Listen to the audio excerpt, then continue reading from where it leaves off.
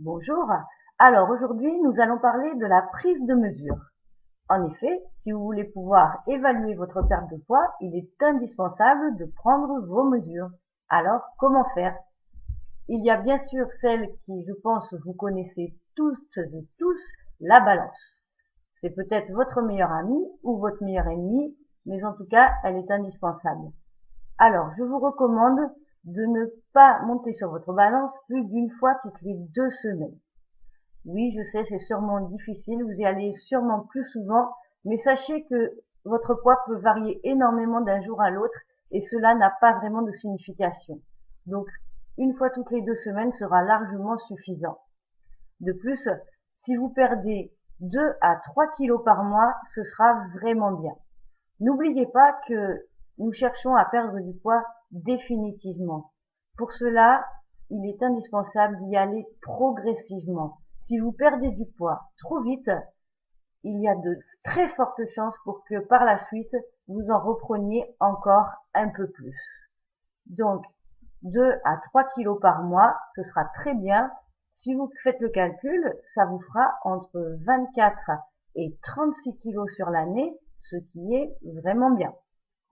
Petit conseil pour vous peser, il est bien de le faire chaque jour à la même heure, chaque fois que vous le faites à la même heure, bien sûr pas tous les jours, mais à la même heure, sur la même balance. Et ce qui est pas mal, c'est de pouvoir le faire le matin à jeun. Voilà, comme ça vous aurez des mesures qui seront à peu près régulières et sûres. Donc passons à la deuxième manière de prendre vos mesures, les centimètres.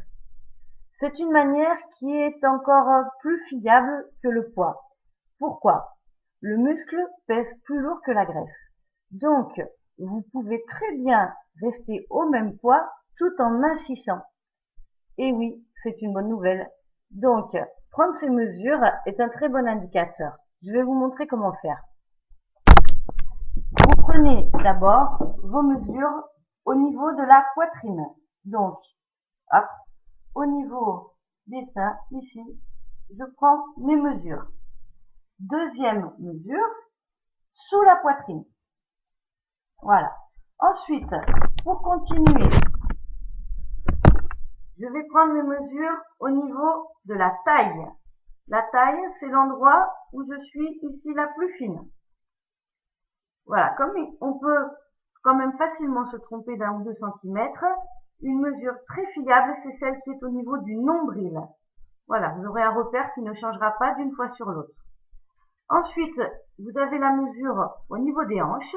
Là, si vous sentez l'os des hanches, vous pouvez la prendre ici. La mesure au niveau des cuisses, vous venez ici à l'endroit où la cuisse est la plus large.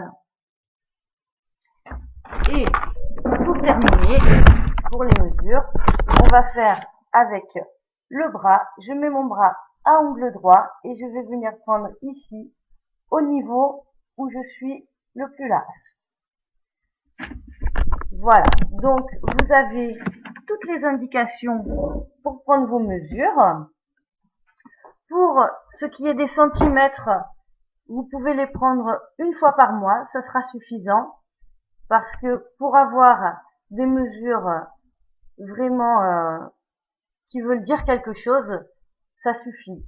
Il faut vous dire que les mesures les plus fiables sont celles que l'on prend tous les 3 mois.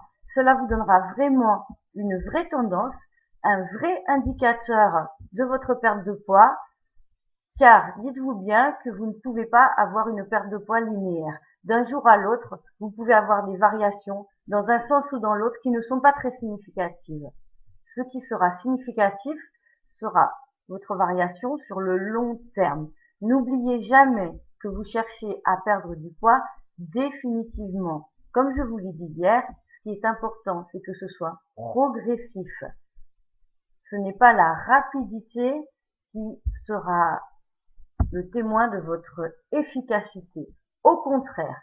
Donc, armez-vous de patience.